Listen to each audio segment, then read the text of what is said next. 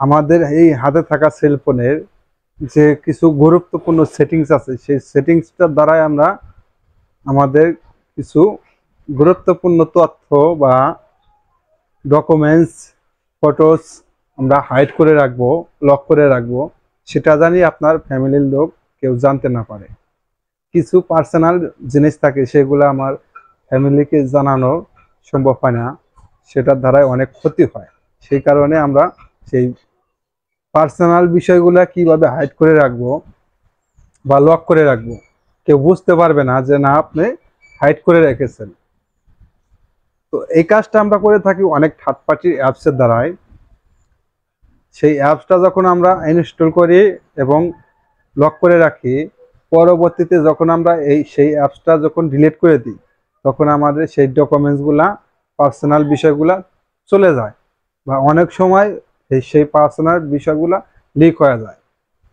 তো আমরা চাইতেছি যে আমাদের সেফটি রাখার জন্য আমাদের ফোনের যে সেটিংস আছে, সেই সেটিংসের দ্বারাই আমরা কিভাবে করব, সেই প্রসেসটাই আপনাদের শেয়ার করব বা দেখিয়ে দিব, এবং 100% শিওর থাকবেন এখান থেকে কোনো ডকুমেন্টস লিক হবে না। তো কিভাবে করবেন, আজকের ভিডিওটি ফুল কন্টিনিউ করবেন, তাহলে বিষয়টি বুঝতে পারবেন। এবং আমাদের চ্যানেলে যদি নতুন দর্শক হয়ে থাকেন, অবশ্যই চ্যানেলটি সাবস্ক্রাইব করে রাখবেন, পাশে থাকা বেল বাটনটি অল বাটন করে দেবেন, যাতে পরবর্তী ভিডিও নোটিফিকেশন সবার আগে আপনাদের কাছে পৌঁছে যায়।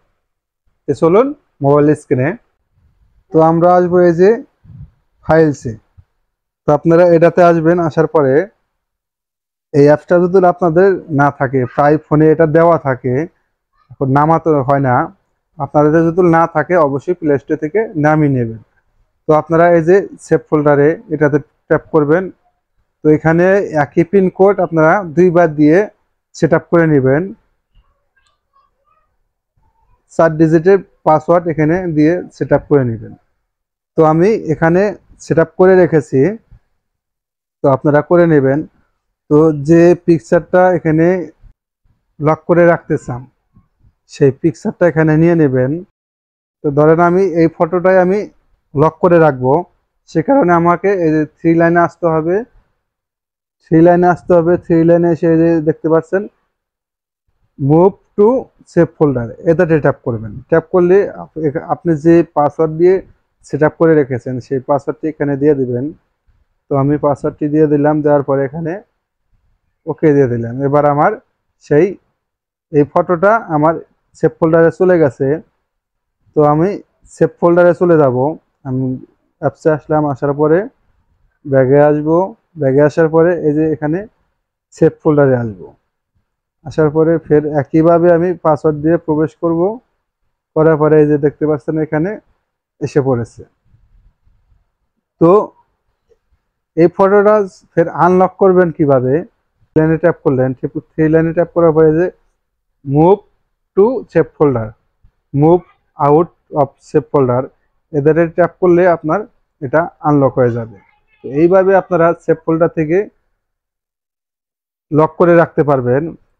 তো আবার এখানে দেখা যায় যে এটা শো করতেছে, এটা আবার হাইড করে রাখবেন। এটা আমি হাইড করে রাখলাম।